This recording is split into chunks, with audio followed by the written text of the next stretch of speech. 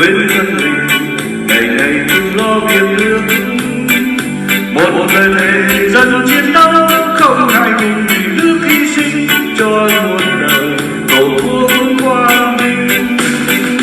Việt Nam Đào Minh Quân dân đang chờ ngày vui non, xóa tan bao lỗi lầm than.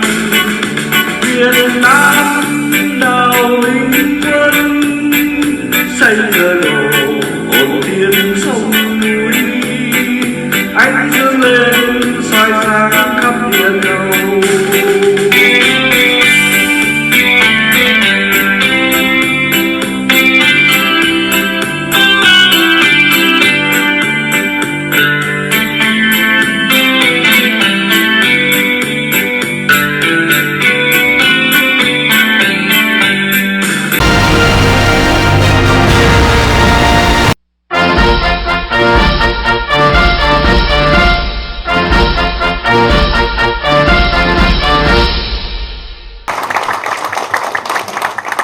Sau đây kính mời Chủ tịch Hội đồng Tác động Chính phủ ngài. I would love to welcome back Mr. Honorable Jim Dantona back to stage. Thank you, sir.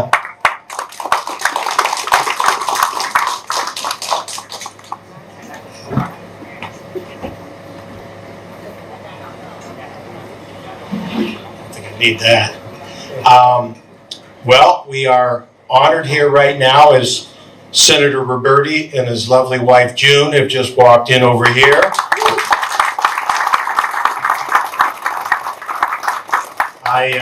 I'm both honored and thrilled to be able to actually introduce my former boss. I had the pleasure and the honor of working for him for almost 10 years, and I can tell you that Senator Roberti, President Pro Tem, one of the most powerful people in the state of California for many years. His name will be there for many years for the great things he's done. Also worked for people who didn't have other people fighting for them. I saw him do it every day. He was a true fighter, as the Prime Minister is. He is a man who believes that those that don't have someone representing them should represent them. And I'm not only proud to introduce him as the Senate President Pro Tem David Roberti, but also as one of my dear friends. Senator Roberti, would you like to come up? Xin mời ông David Roberti, Chủ tịch Quốc hội California lên đọc nghị quyết vinh danh Thủ tướng Đào Minh Quân.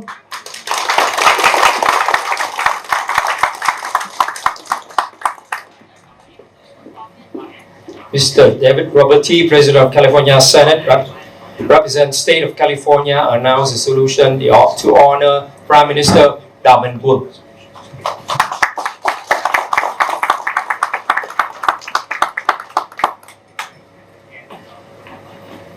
Thank you very much for having me, and I'm really honored to be here on this celebration for the Prime Minister, Đào Minh Quân.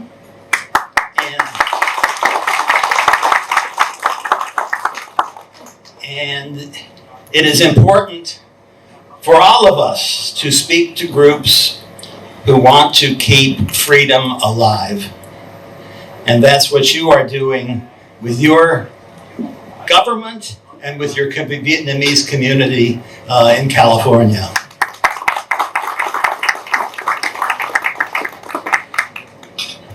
We honor the Prime Minister, and we honor people for a number of things. We honor them for courage. And Prime Minister, I was impressed to read your background, where you were a leader of political warfare. You were a leader of the Black Tigers. You are a very brave man for all that you believe in.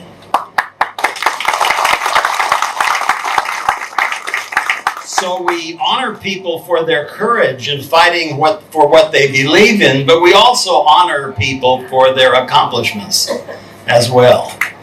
And so I applaud you on this year commemorating your election as Prime Minister of your people. And know that the day will come, one day in the future, we don't know when, that Vietnam will be free again.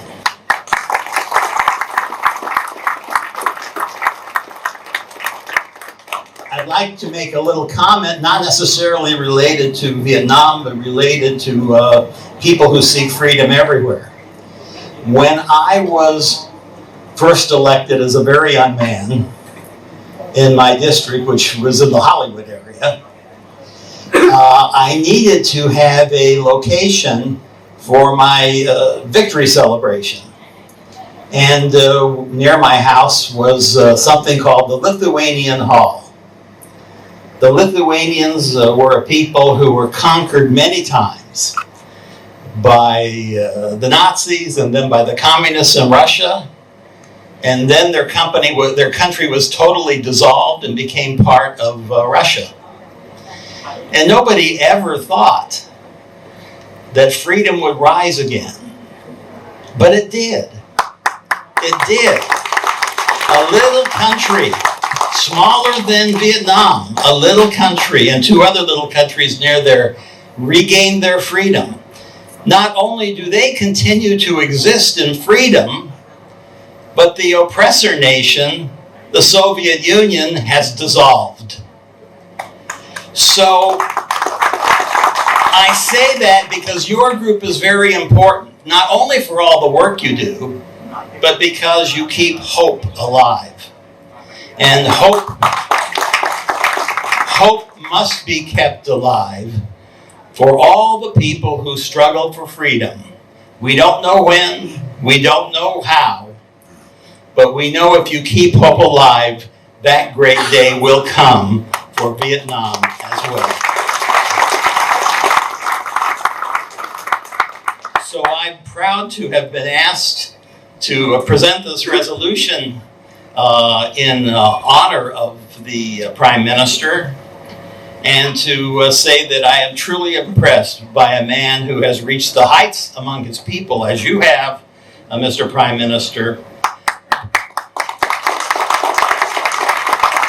but who has shown extraordinary courage in fighting for the people of Vietnam and continuing that struggle to this very day.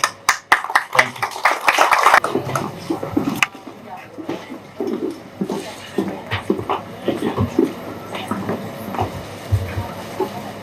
Honorable Prime Minister Đào Minh Quân. Ladies and gentlemen, I'd like to thank you all, particularly the Prime Minister, for inviting me today. Chào các bạn.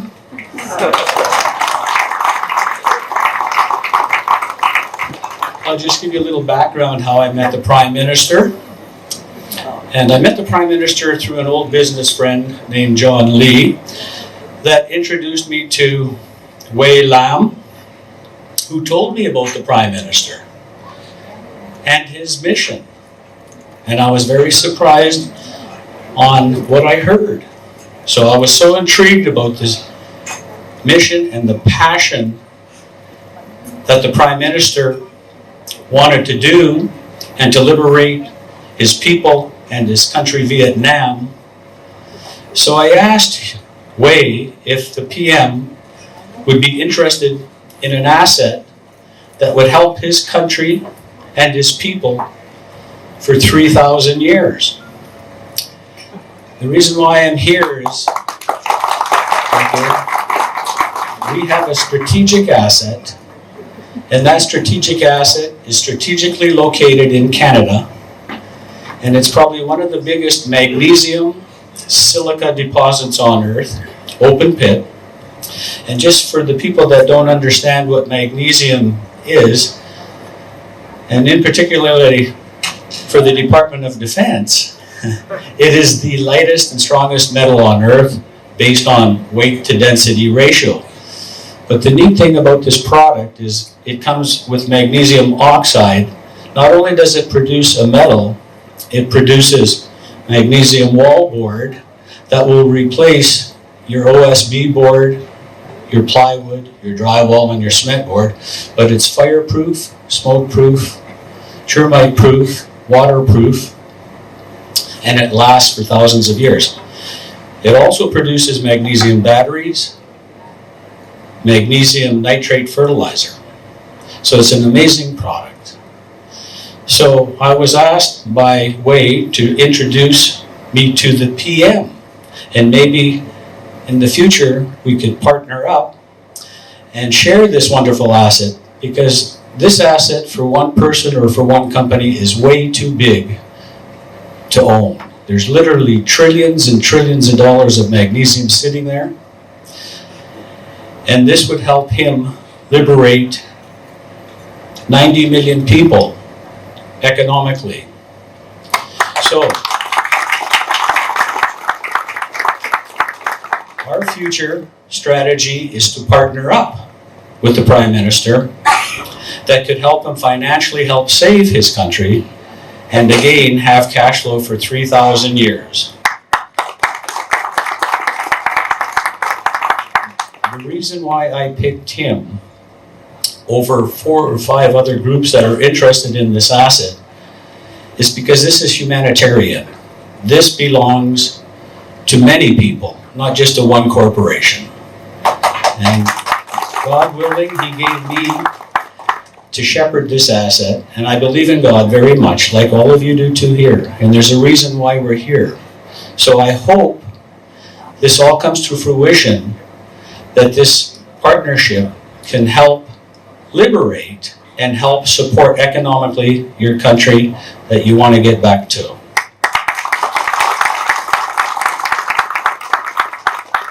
So I thank you all for this opportunity to present and meet the Prime Minister. Come on. Thank you. Cảm ơn ông Frank Marasco. Và tiếp theo xin mời ông Leonard Stack, Chủ tịch của Casino and Gaming Resorts Corporation, lên diễn đàn. We would like to welcome Mr. Leonard Stack, President, Casino and Gaming Resort Corporation.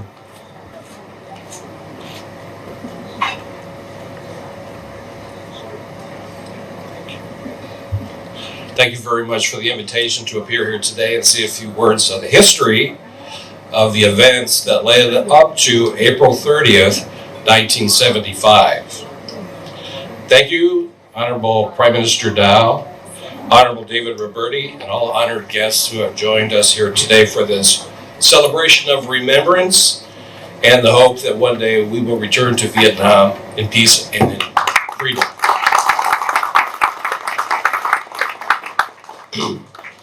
The events leading up to April 30th, 1975 actually started many years prior to that. Immediately after World War II ended, the Japanese were located militarily in Vietnam. They and their French allies were defeated by the Japanese militarily. The king in Vietnam, who some of you may recognize as King Bao Dai, had his imperial capital in the city of Hue.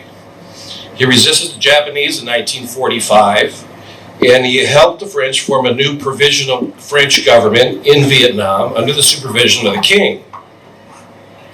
The king tried to restore order and peace for the people of Vietnam.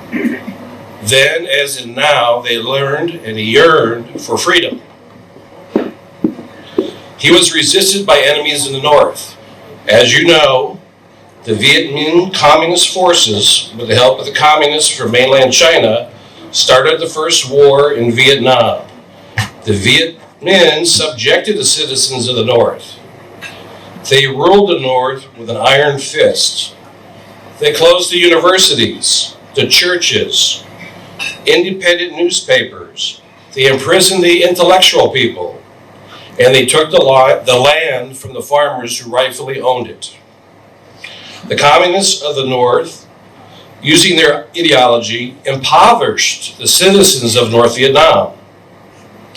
Encouraged by their success in the North, they changed their tactics and signed the peace accords in Geneva in 1954, essentially separating the North and giving that to the communist regime, and everything south of the 17th parallel formed the new Republic of Vietnam.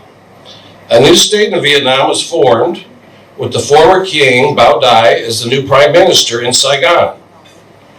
A constitutional government was instituted, guaranteeing the people free speech, freedom of assembly, a free press, and religious freedom. God was still active in South Vietnam. The state of Vietnam then evolved into the First Republic of Vietnam in 1955. But soon in the north, again supported by China and now Russia, broke the Geneva Treaty and began the infiltration and later open warfare on the citizens of South Vietnam. The French, having been in Indochina for many, many years, were seeking to protect their economic interests in the South with the help of the United States government. After the Gulf of Tonkin incident in 1964, President Lyndon Johnson committed American military forces to assist the Republican national government in the South to resist attacks from the North, and the American GIs came to Vietnam to fight along the side of their Vietnamese brothers in arms.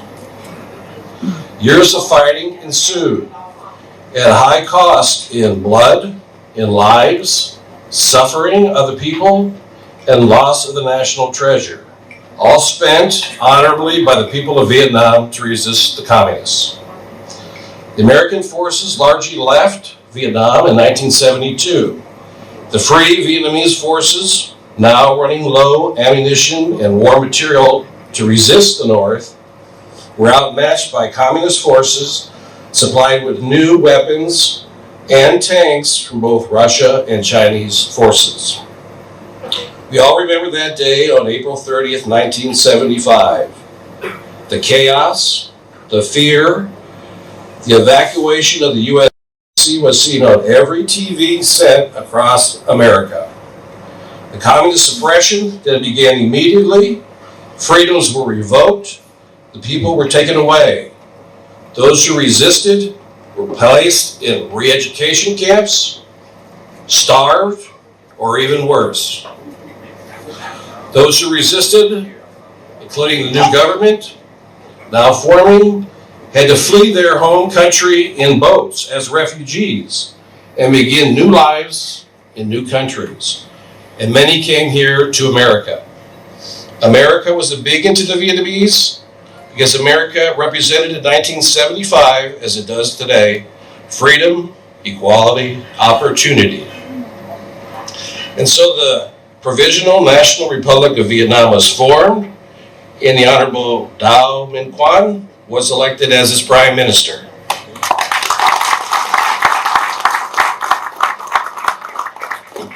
For more than 30 years, the Prime Minister has worked, has toiled, has encouraged his people both here and abroad to not give up, hope, and where the Vietnamese are now seeking freedom and opportunity for the generations who will follow.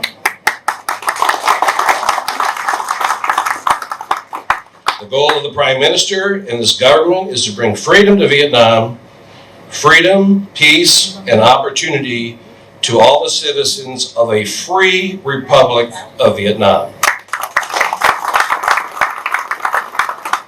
In conclusion, we take this opportunity to thank the Prime Ministers, to salute Honorable Quan Minh Dao, and to salute freedom and liberty for all.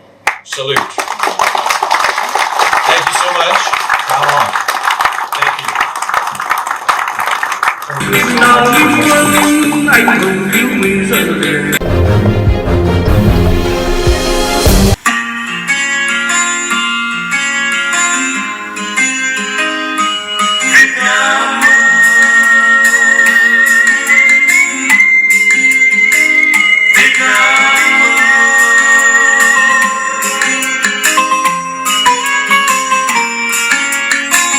Giờ này ngày xưa trên quê hương tôi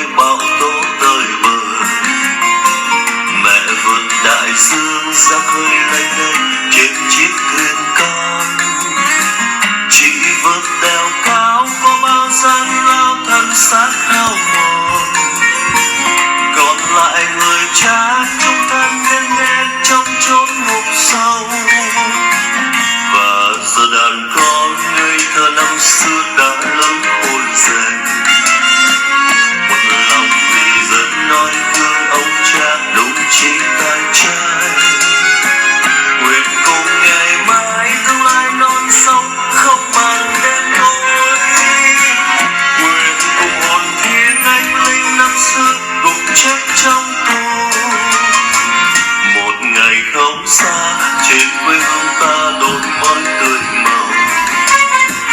Vang vang lời ca vang vang xa hai tiếng tự do. Người người tự do cho quê hương ta thay màu áo mới. Nụ cười thật tươi trên đôi môi em hằn vết khô cằn.